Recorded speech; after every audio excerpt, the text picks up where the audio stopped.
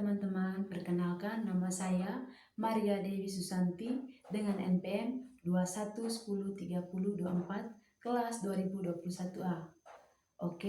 Pada video kali ini saya akan menganalisis mendalam mengenai peristiwa pelanggaran hak asasi manusia atau HAM yang terjadi di Manggarai, Nusa Tenggara Timur, khususnya terkait dengan tragedi Rabu Berdarah pada tahun 2004. Jadi kronologi peristiwanya yaitu pada tanggal 10 Maret 2004 terjadi insiden kekerasan di Mapolres Manggarai yang melibatkan aparat kepolisian dan warga sipil. Kericuhan dipicu oleh upaya ratusan warga yang berusaha membebaskan rekan mereka yang sebelumnya ditahan aparat atas dugaan perambahan hutan secara ilegal. Dalam insiden tersebut, sedikitnya 6 warga sipil tewas akibat tindakan represif aparat kepolisian. Jadi yang pertama itu masalah dan pelanggaran HAM.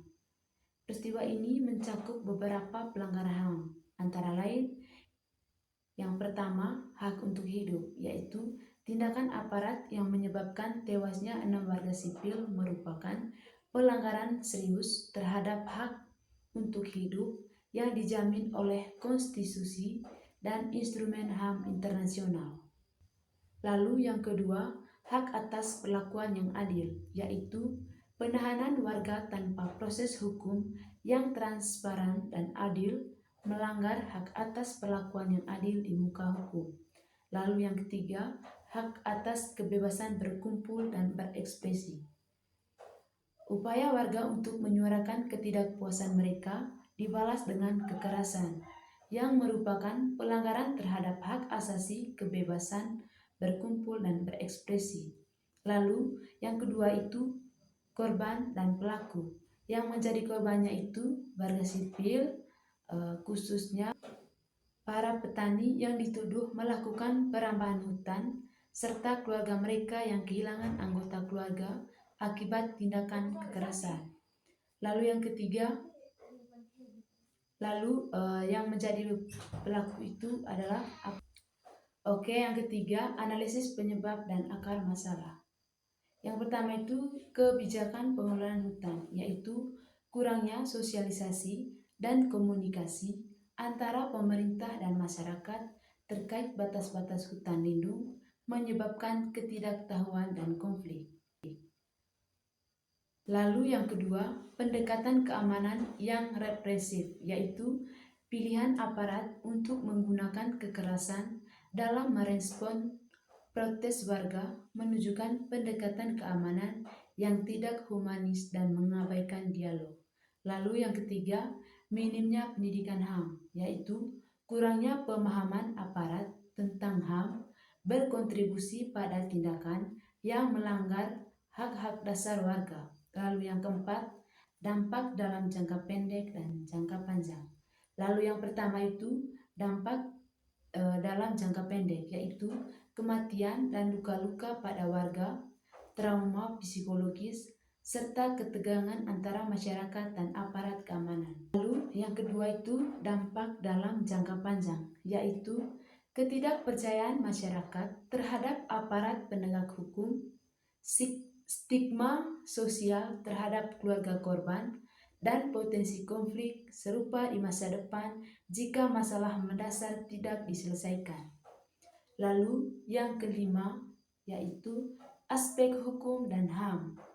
Yang pertama, instrumen nasional, yaitu dalam Undang-Undang Dasar 1945 Pasal 28A menjamin hak untuk hidup dan Undang-Undang Nomor 39 Tahun 1999 tentang HAM menegaskan hak atas rasa aman dan perlindungan dari kekerasan. Lalu yang kedua, instrumen internasional, yaitu Deklarasi Universal Hak Asasi Manusia Pasal 3 menyatakan bahwa setiap orang berhak atas kehidupan, kebebasan, dan keselamatan individu. Lalu yang keenam, analisis pendapat saya mengenai solusi atau masalah yang terjadi sebagai berikut. Yang pertama, penegakan hukum yang tegas, yaitu proses hukum yang transparan dan adil terhadap aparat yang terlibat dalam kekerasan untuk memastikan akuntabilitas. Lalu yang kedua, dialog dan mediasi, yaitu mendorong dialog antara pemerintah, aparat, dan masyarakat untuk menyelesaikan konflik secara damai. Lalu yang ketiga, pendidikan HAM, yaitu pelatihan intensif bagi aparat penegak hukum mengenai hak asasi manusia untuk mencegah tindakan represif di masa depan. Lalu yang ketujuh itu pencegahan peristiwa serupa di masa depan.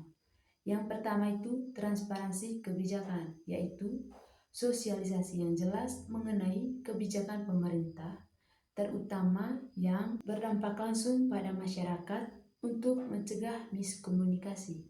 Lalu yang kedua, pemberdayaan masyarakat, yaitu meningkatkan partisipasi masyarakat dalam pengambilan keputusan yang mempengaruhi kehidupan mereka.